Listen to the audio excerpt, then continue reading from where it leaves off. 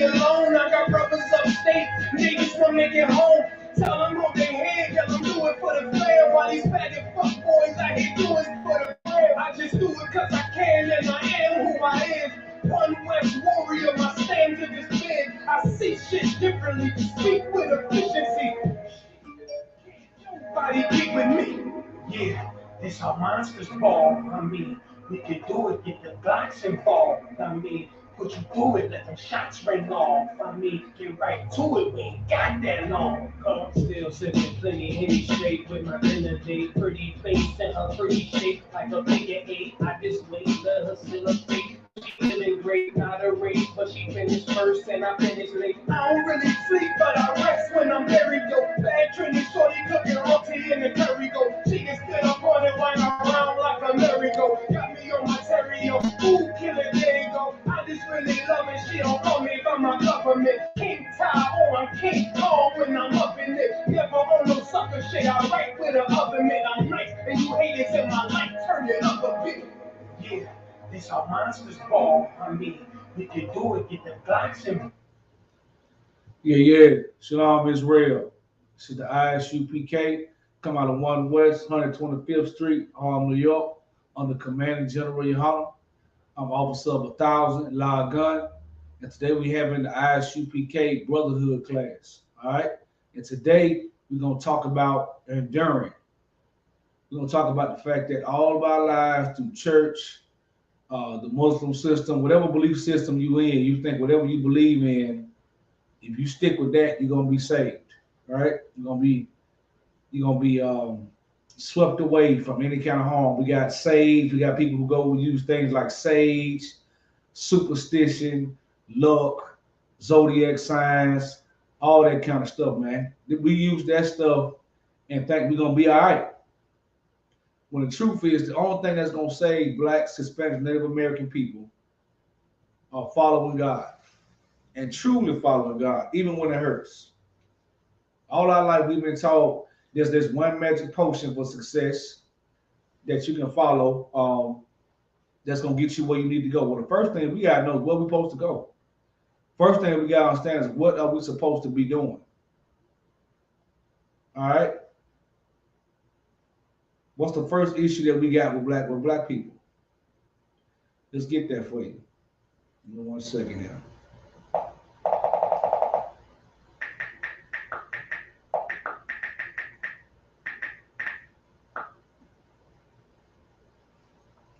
Let's get Hosea 4:6. My people are destroyed for lack of knowledge. Because thou hast rejected knowledge, I also will reject thee. Okay? We are destroyed for lack of knowledge. What is knowledge? Knowledge is power. Knowledge of knowing who you are, what you're supposed to be doing, what God you're supposed to be following is the key to getting out of this hellhole that we in called America, what else? Jamaica, Puerto Rico, the reservations. This hellhole they decided to put us in that we found a way to survive in. That's what we got to start fighting. We got to understand we first have to fight our own personal demons. That's how you endure and get through things. We've been taught to go over this thought process. Oh, if this don't happen like this, it's not meant to be. Well, believe it or not, that's superstition sometimes. All right. You don't want to get caught up in what's meant to be. That's kind of a lazy thought process because it may be something you need to do to make it happen. There are situations where Most High will shield you from things, right? Scriptures say the Most High know how to deliver thee out of temptation. But sometimes you have to put forth the effort for certain things, right? And you have to know the difference between getting tested by the Most High, and you also have to get to know the difference between getting tempted by the Most High, which is something that cannot happen. Understand that the Most High does not tempt you into your lust. He just tests you. All right? We got to get that out of our head that if we smoke weed and we see a bag of weed fall out in front of us, that's the Most High tempting you to smoke the weed. He don't tempt man. Man tempt himself by going to do things he wants to do. That's why you have to take the time to become a new person and clean yourself of your old ways, because that old man will jump back on you, will you come into the truth. All right, let's finish that off. Isaiah 6, because thou hast rejected my knowledge, I also reject thee, that thou shalt have no priest to me, seeing thou hast forgotten the law of thy God, I will also forget thy children. So that's the most thing. When you say you want to be close to God, right? He said, thou hast forgotten the law. You cannot say you love God if you don't want to follow his commandments to the T. So we pray, you're not following the laws, not even listening to what you're saying. If you think it's okay to eat pork, shrimp, crab, and lobster and celebrate holidays, and the first thing you see me doing all this time instead of whether or not it's wrong, you are somebody who is rejecting the knowledge of God. Because even if you didn't know, you're going against God. When you come into the Isupk or come around the Isupk, you're going to find that out. And the process is going to begin whether you want to or not. So the best thing to do when you hear the truth, make the adjustment. That's your grace period right there. You got to put on notice, just like your phone bill has a grace period. That's what the grace should talk about in this Bible. So I don't think it's a shocking thing, because the Most High said other nations are people above us and higher, and we can't understand why this Bible is saying we're supposed to be over them. It's because we're not doing what we're supposed to be doing. All right, let's get Matthew 10 and 22.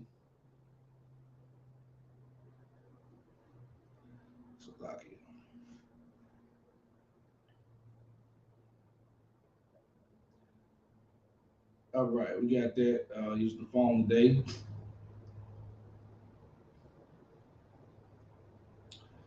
All right.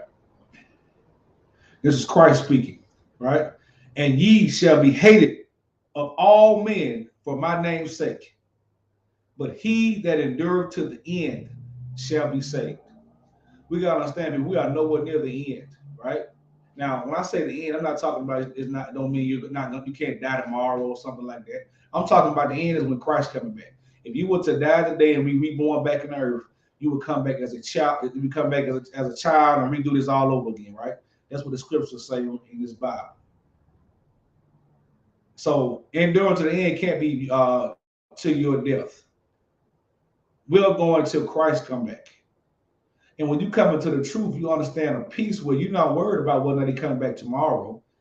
You just don't want to get caught if he do come back tomorrow. Your mindset has to be where you're doing all this following God, and it may not happen generation. That's the endurance you have to have. That's the mindset you have to have. A lot of us come into this truth, and we think the whole world is about to move because we found the truth. That means the work is beginning. That means everything for you, everything is just started. This is the beginning. And work needs to be done. The scriptures also say the work is plenty, the plows are few, the workers are few.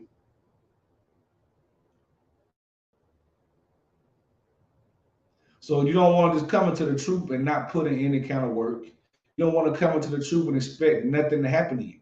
You're going to get tried and go through things like everybody else. The difference between coming to the truth of God is how you deal with it.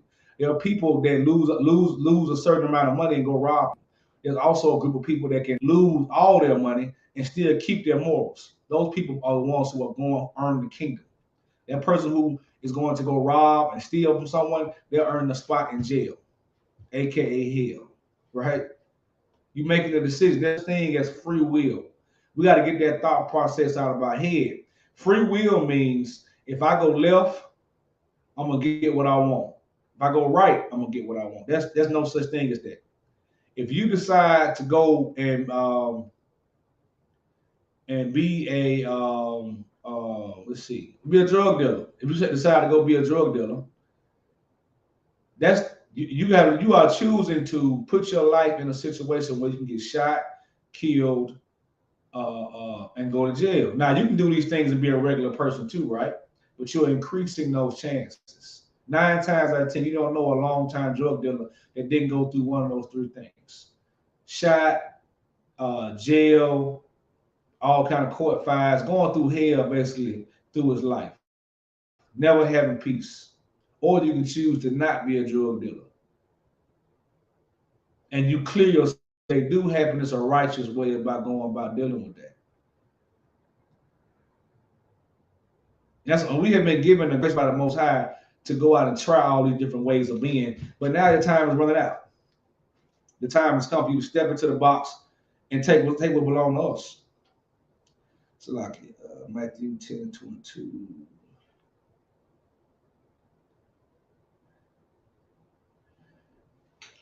All right. Salakia. Let's get this. Let's get Ecclesiastes 43:29. Because this is something we have to understand about the Most High God. This is Ecclesiasticus in the Apocrypha. The Lord is a terrible and very great. Right? So what does that mean when they say the Lord is terrible and very great, man? That terrible part meaning that don't ever get comfortable with the Most High. Don't ever think that, is a point in your life where you cannot be touched by God. He cannot test you, take everything you have. That's the humbleness you have to keep no matter what position you're in life. The Most High knows how to bring you down. He knows how to keep you. He knows how to take what means the most to you. Why would you want to go against him? Because we lack the knowledge of knowing who we are. All right? Let's get this. So here's a terrible power and marvelous in his power. When ye glorify the Lord, exalt him as much as ye can. For even yet he afar exceed, and when he exalteth, put forth all your strength, and be not weary, for ye can never go far enough.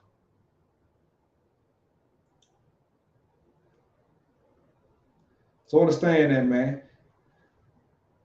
Understand you cannot glorify the Most High enough. The reason I brought that part up, because an example I want to show you is something a lot of people don't think about.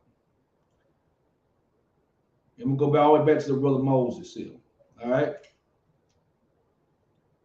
Salakia should not go. If anybody can type in what I'm going to bring about Moses, man, what I'm talking about enduring. Salakia.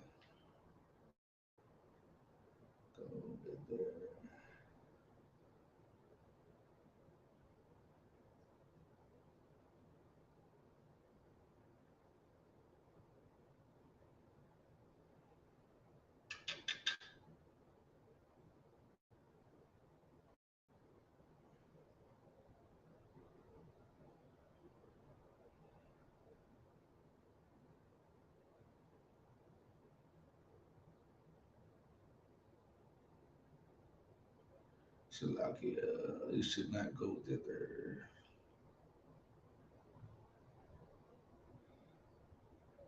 Oh, it's 1:38. I'm all the way out. I will get Deuteronomy chapter 1, verse 34. And the Lord heard the voice of your words and was wroth. All right, this is talking about back in Moses, or when Moses was dealing with the people. Now, people have in mind that Moses parted the Red Sea. Moses delivered, he stepped down of his position to come down and save his people. A lot of people think Moses didn't know he was an Israelite. Moses knew he was an Israelite. Right? He knew who his people were. He knew the position that he had. He chose to step down, which is an honorable thing, right? He was kind of like damn near the vice president and chose to come down, sacrifice everything he had for his people. He even killed an Egyptian officer. Would have been equivalent to the vice president killing up an officer, but seeing him about Job's floor. That's what Moses did, right? So let's get all the, so we understand all the great stuff that brother Moses did. And the Lord heard the voice of the words with wrath and swear, saying, surely there shall not one of these men of this evil generation. You talk about the men the men and the women that came out of Egypt, the people that saw the marvelous things that Moses did, they were still griping. They were still wanting instant gratification. When Moses went up to the sky, the Most High, they worshiped a golden calf, right? So the Most High said, none of these people are going to the kingdom of heaven. And they had been traveling 40 years. They had been what you would call enduring. You know, it took them 40 years to get somewhere that really should have took them more like, I guess, you know, we do the math on that, maybe the most 8-9 months on foot. If that, took them 40 years. Because they would not fall into line with what the Most High wanted to do, was giving the direction of Moses down to the people. But we're sticking on Moses right now. He said, and which I swear to give unto your fathers, save Caleb, the son of Jephunneh, he shall see it, and to him I will give the land that he have trodden to his children, because he have wholly followed the Lord. All right. So he's saying Caleb can go, and he's talking to Moses, and he said, also it with me for your sakes, saying, thou also not go thither. And you understand the reason I said that he should not go thither is because Moses spit a rock and took credit for it. So just imagine that. Moses did all these great things. He spit a rock. Now, the issue wasn't that he spit a rock, right? The issue was he spit a rock and took credit for it. He said, I did it. He didn't say it through the Most High God like he used to do. He didn't make sure the Most High God got his praise. I just read to you in Ecclesiastes, you must do it with all your strength.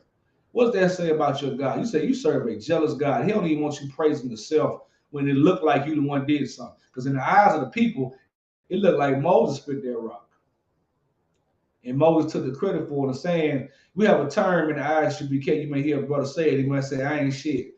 He may say, nah, we're not looking for credit. We always looking to give each other credit. You got to stay in that humble spirit to get through these times that we're in.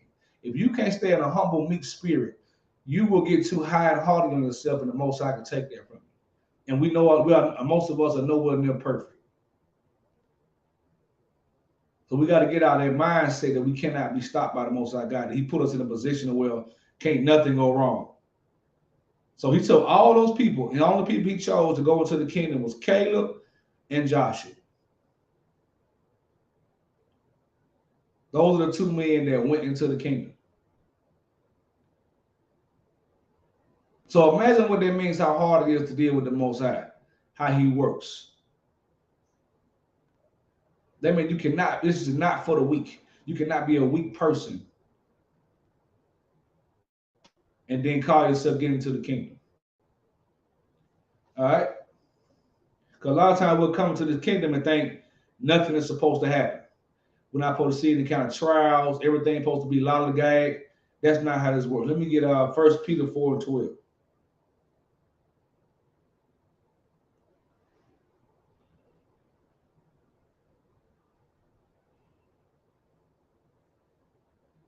Let's get 1 Peter 4:12 here. 1 Peter 4:12. Beloved, think it is not strange concerning the fiery trial which is to try you, as though some strange thing happened unto you. Now, what does that mean? He's saying, beloved, meaning he's talking to his brothers and sisters under Christ that follow the law of God. He's saying, don't think it's a strange thing because something happened to you. A lot of times we call ourselves good people. We in our mind, we think we're good people because we do this for this person, do this for that person. You know what I'm saying? When Christ said, there's only one good. When a man came to Christ and said, oh, good master, he said, why you calling me good? There's only one good. So we think stuff just not supposed to happen to us. We think that when something happens to us, God is against us automatically.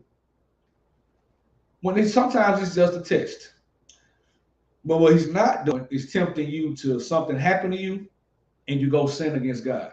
You lose you falling out with your boss because you're late, or you getting ready to lose your job. So you decide, I'm gonna go to this Christmas party.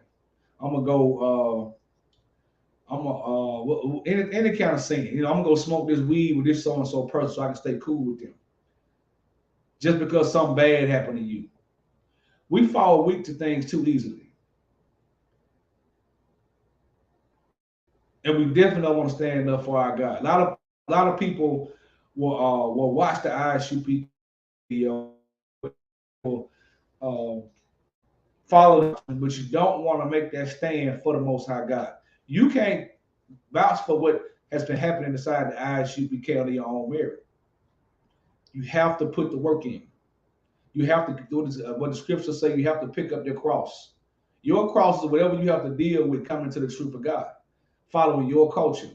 This time of year, a lot of wicked holidays are coming up right now. A lot of things that's going to test your spirit. This is the time of the year from October all the way until February where demons are strong in the Black and Hispanic household. A lot of gifts have to be passed, and a lot of pressure on Black men to provide these things. When the truth is, you come to the knowledge of God, you're free of all those things. The pressure that you have is building forth His kingdom, which you have full power of the Most High behind to do. But you have to really want to do that.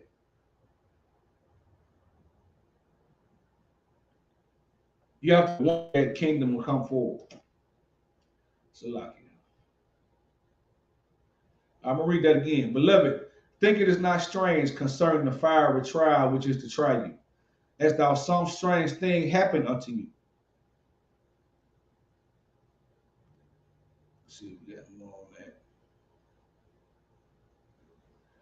But rejoice inasmuch as ye are partakers of Christ's suffering, that when his glory shall be revealed, ye may be glad also with the exceeding joy.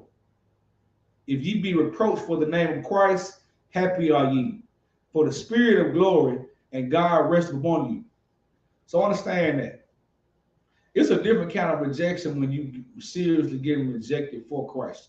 A lot of us that grew up in church and the Muslim mosque, the commission thought process, a lot of stuff when you come up and you come into this knowledge and know stuff that we thought was the truth.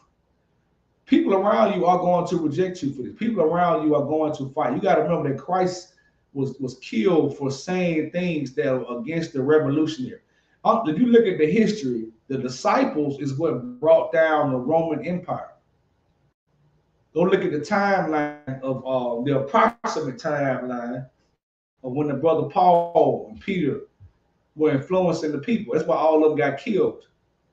Because even after Christ, they were influencing people who listened to what they were saying. We in that time again.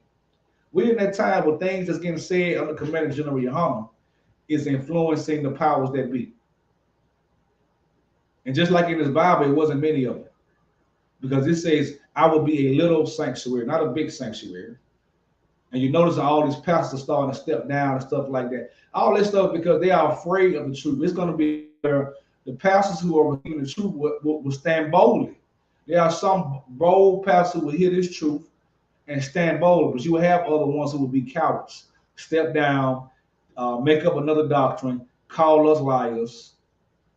That's the Most High trying to sift the righteous from the unrighteous, because we all were lied to. All right.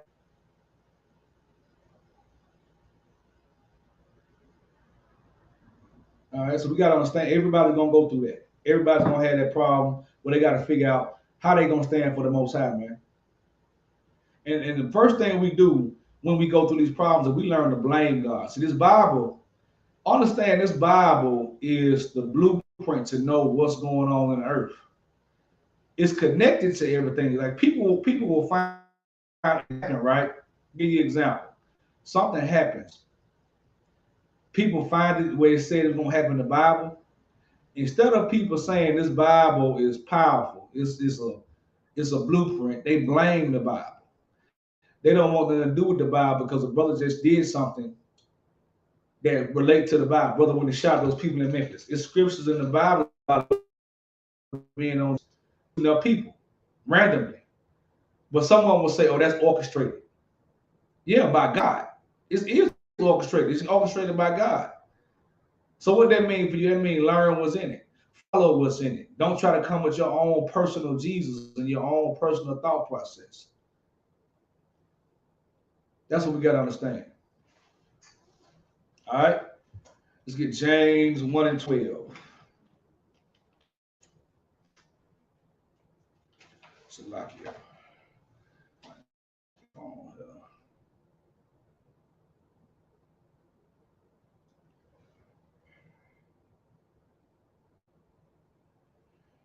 Okay.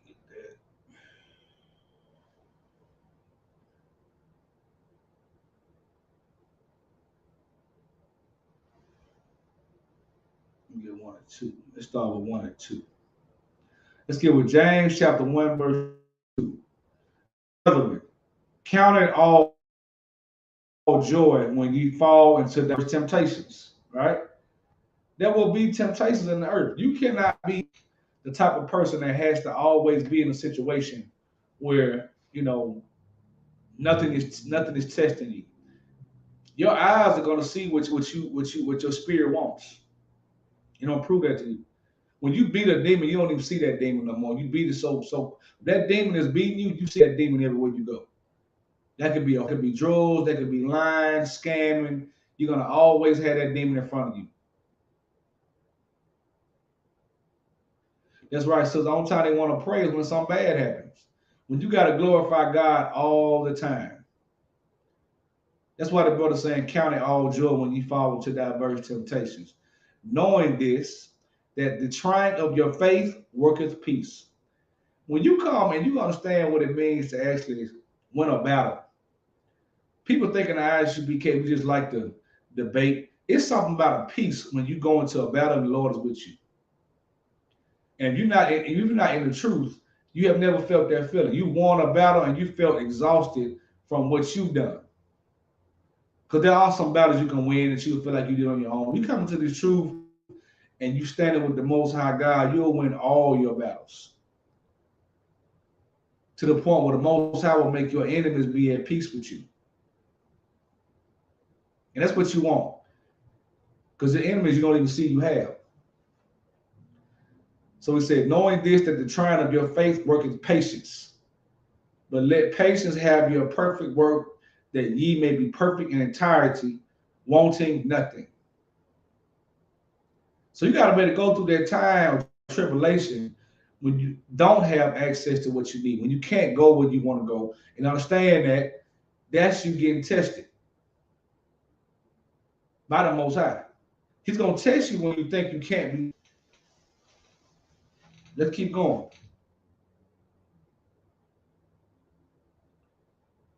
Oh, no, I think that's it. We're going to get on there. Let's go down to 12. Let's drop down to 12 right here.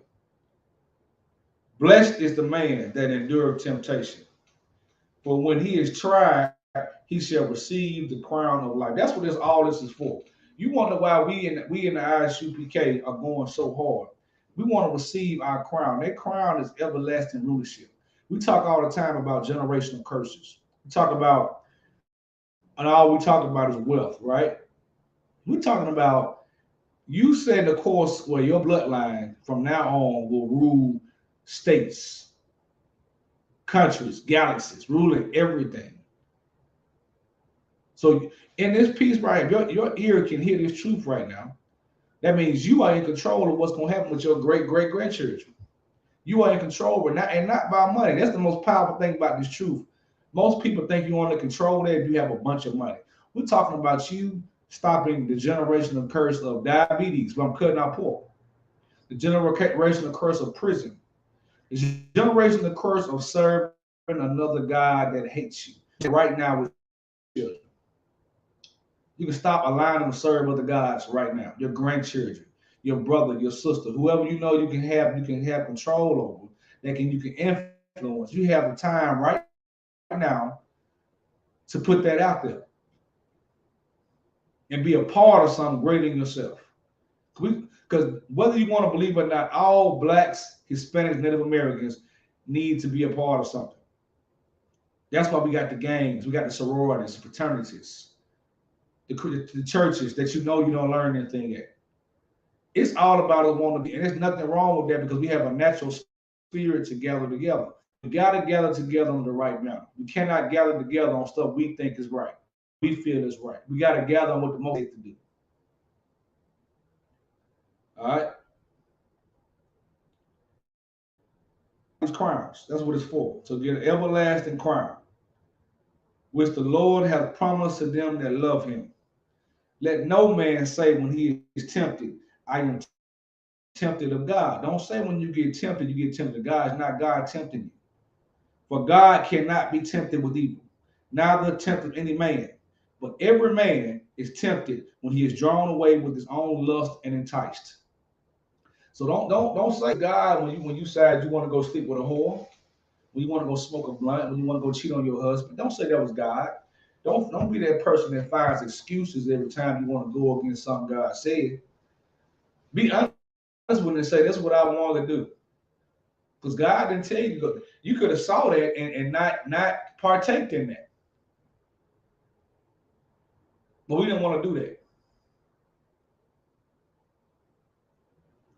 What we wanted to do was partake in our sins and then blame the Most High instead of taking responsibility for it. We want to always take we've been allowed to take the easy way out for long enough. All right.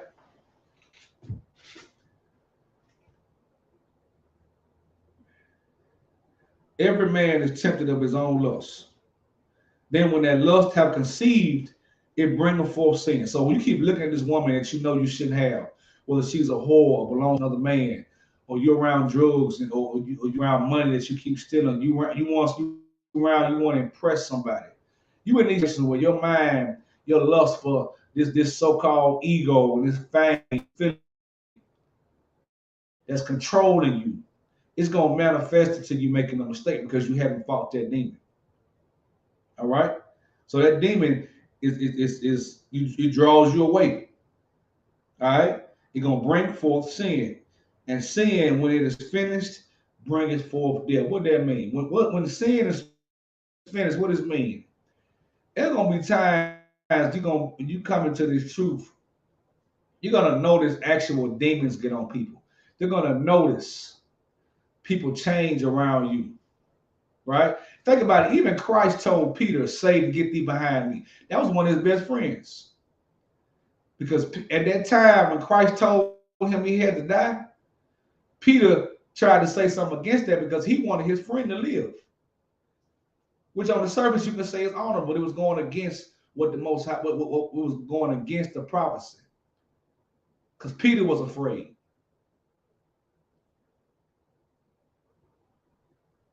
So a demon jumped on him right there, and Christ addressed that when he said, get thee behind me, Satan. He was talking to Peter. You know, Peter wasn't Satan. So that lets you know nobody's safe from getting into something. Your own emotion. That's an ongoing fight that we always go. All right.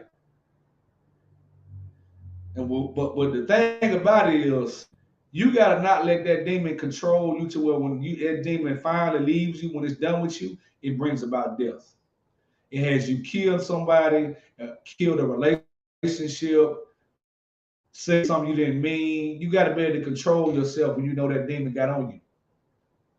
A lot of times you got to really go take a break away from something. Like, and I ain't talking about leaving it. I'm talking about let it go outside, take a breather, come back. When you see something that's pissing you off, sometimes don't be quick to anger all the time. That can affect the fact that you being able to stay in this fight. Don't always be willing to be angry if somebody does something to you. Understand they have a demon on them, and you address that demon and move on. And make sure we're not walking with grudges, but that's a sin too, to not go and speak on something. Right? So we gotta get that thought process out of our head, man. All right. And we definitely gotta know the difference between a test and being tempted. All right. Because sometimes stuff will happen and you'll be tempted. Matter of fact, let's get Job chapter 1.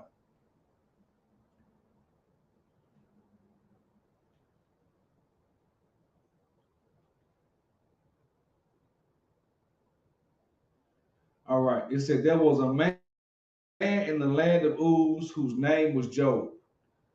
And that man was perfect and upright. So perfect in the scriptures is a man who completely follows the law. I don't mean he was perfect because he had good career. Even though Job did have a lot of things, he was a very wealthy man.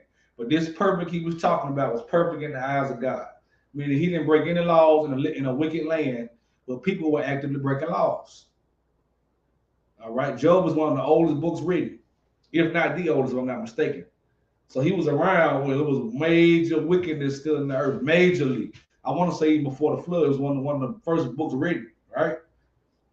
So, and one that fear of God and eschewed evil. All right, and let's drop down. It says, there was a day when the sons of God came to present themselves before the Lord, and Satan came also among them. Right? So this right here should help a lot of y'all with the fallen angel concept, because Satan came amongst them when they had a meeting. How he knew they had a meeting? He in the group text sound like he's still getting the group text. And the Lord said unto Satan, whence comest thou? Then Satan answered the Lord and said, no, Salaki. The Lord said unto Satan, whence comest thou? Like, where you coming from? Then Satan answered the Lord and said, from going to and fro on the earth and from walking up and down in it. And the Lord said unto Satan, hast thou considered my servant Job, that there is none like him in the earth, a perfect and upright man, one that feareth God and escheweth evil? Then Satan answered and said, doth Job fear God for nothing, for naught? Hast not thou made a hedge about him and about his house and about all that he hath on every side?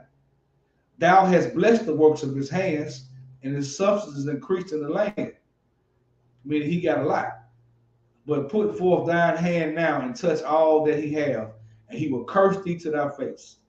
So Satan is saying, you got a protection on this brother. You ain't allowed me to get a hold of him. This is a relationship between God and Satan. That's how you do your test work, man.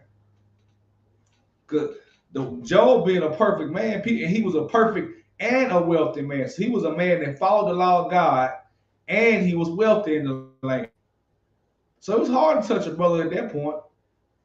It's much harder to follow the laws of God when you without. So Job was very strong in the truth. He was in the truth and he was prosperous, which is an okay thing. Don't always think that when you come into the truth, it means you're supposed to lose money and go broke. You have times when you go through that, but there's nothing wrong with having money and following God. It's got to be right. So Job was a brother that had money and he followed God. All right.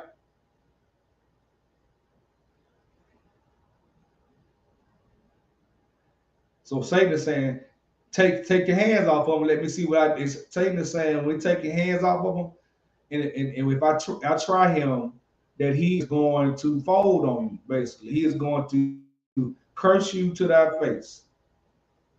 All right, and you know the story of everything that happened with Job, man. So if we try a brother like Job, what makes you think he's not going to try us? That's what we're not being told in other religions. You're being told it's your season. God has a plan for you. All this rigmarole to get you hyped up to go to work. It's kind of a happy pill that we've been getting taught. We're not getting taught that in this Bible, you're going to get tempted when you come into the truth. You're going to lose stuff when you come into the truth. But you got to understand that losses you're taking is so you can gain something much better. And once you learn to get on cruise control, you start getting gains right here on this plane.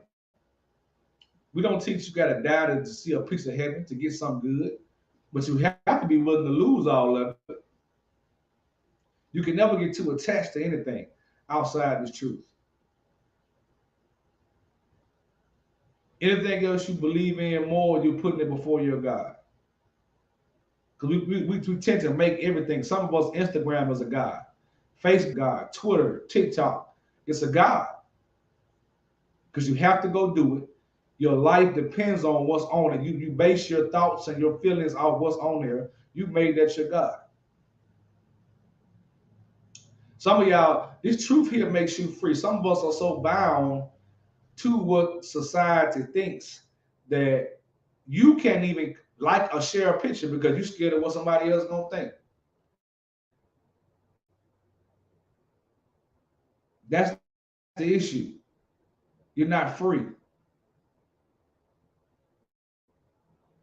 And when we talk about freedom, people think we're crazy, but that's a mental captivity that our people are on that we have to break free of. All right. Let's get let's okay, good. So yeah, so I'm gonna give you a perfect example of how we know Christ warned them brothers that's gonna be hard when he left. Let's get Luke 24 and 35.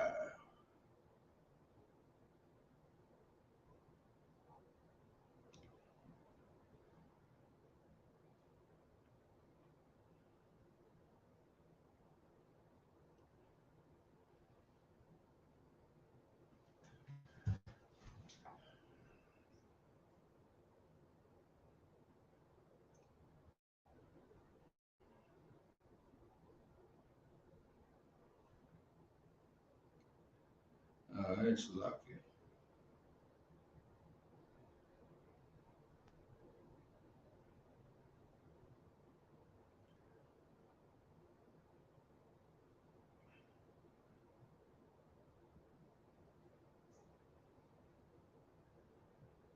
All right, and this is Luke 22 and 24. And there was also strife among them, meaning the disciples, talking about the disciples. Which of them should be accounted the greatest? And he said unto them, the kings of the Gentiles exercise lordship over them, and they that exercise authority upon them are called benefactors. But ye shall not be so. But he that is greatest among you, let him be as the younger. And he that is chief, and he that doth serve, for whether is greater. He that sitteth at meat, for he that serveth. Do you understand what he's saying? He's saying, basically in a nutshell, if you think you high, you should be willing to sit low. That's what he's trying to get to understand. That's the first level of being able to endure. To humble yourself no matter where you position you in. Stay humble and know that can be taken from you. All right. Yea, are they which have continued with me in temptations, and I appoint you unto the kingdom as my Father have appointed to me, that ye may eat, drink at my table in my kingdom, and sit on thrones judging the 12 tribes of Israel. And the Lord said, Simon, Simon, behold, Satan have desired to have you, that he may sift you as a wheat. But I have prayed for thee, that they faith. So he's telling Simon, man, Satan wants you. He's letting us, this is a perfect example of Christ, what he is. Job didn't get no warning that Satan was after him. Satan wanted to get his hands on him. Christ is our mediator. He was able to let that brother know that. All right? That's a great way to look at what Christ is for us, man. He is that mediator to let you know what's going on. Everything he told us was happening right in front of our face. If it wasn't for him, we wouldn't know it. Those brothers that the so-called Old Testament, they had to get direct things happen to them. Christ is our mediator. All right? And he asked him, and he said unto him, in verse 33, and he said to him, Lord, I am ready to go with thee, both into prison and to death. This is Peter. Simon Peter, of course. I tell thee, Peter, the cock shall not crow this day, before that thou shalt thrice deny that thou knowest me. This is when he told Peter, you saying you ready to go to war with me, you going to deny me 3 times. Christ already knew this about him. He knew this was going to get Peter getting tested. The devil wanted him. Peter all had a level of fear on him that he didn't recognize. He was a great warrior. He was a man who didn't appear to be scared, but he had fear in him. All throughout dealing with Christ, Christ is dealing with Peter's fear of things. Fear of bringing the other nations, the other Gentiles, the Gentiles that weren't born into our culture. He was fearful about that, right? He was fearful about walking on the water when he saw Christ. Fearful about here Christ uh, being killed when Christ told him it had to be done. All right. So this is what Christ is saying. And he said unto him, when I sent you without a purse and scrip and shoes, did you lack anything? And they said, nothing. Then he said, but now he hath a purse, let him take it. And likewise his scribe. He that have no sword, let him sell his garment and buy one. Now, what that mean when he says sword? Now, to break that down for time's sake, sword is a weapon. This is Christ commanding his soldiers when he leaves to get a weapon. Now, Christ is telling you, go get a weapon when I'm gone. What they're telling you, they're telling you that he's telling you, you are going to go through some things. Protect yourself. He's telling them, if you got a purse, take your purse. Take your money. Money is a defense. You're going to need money. You're going to need your script. You're going to need your weapons. Take this Bible, whatever access you got to this word, you act like you know it all. Take your weapon to protect yourself. All that is part of being able to endure. Because they're telling you, Christ told you, he's warning us that we are going to be in danger of going through trials and tribulations that are going to try to break you. And you got to be prepared for these things. You got to be willing to go through whatever, lose whatever, get there. Because that's going to be your test. All right? Over here. It's 2 Peter 1 and 10. This is the most important thing you got to understand.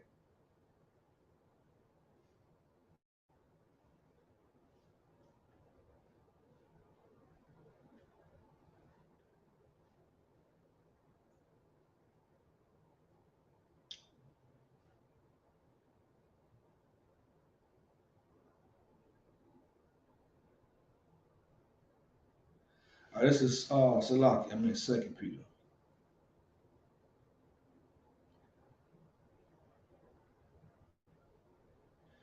This is 2 Peter 1 and 10.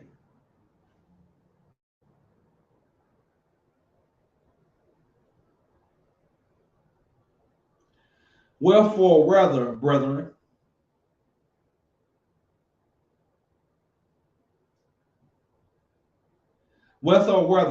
and give diligence to make your calling and election sure. For if you do these things, ye shall never fall. All right? So understand, you got to make your election sure. It's not enough to get called by the Most High, right? It's not enough to hear His word. You got to make sure you deserve your spot in the kingdom, whether you're a man, woman, or child. You got to make sure that nothing is hindering you from God. What it is that's hindering this, and the way you get out of it, you got to trust the Most High is going to guide you. But you got to have the spirit to want to fight it first. Christ said our weapons of warfare are not carnal. That means the war is going to be brain. The war is going to be against principalities. Carnal means stuff that's right, easy to see, easy to deal with, easy to fight. And they say the weapons of warfare are not carnal.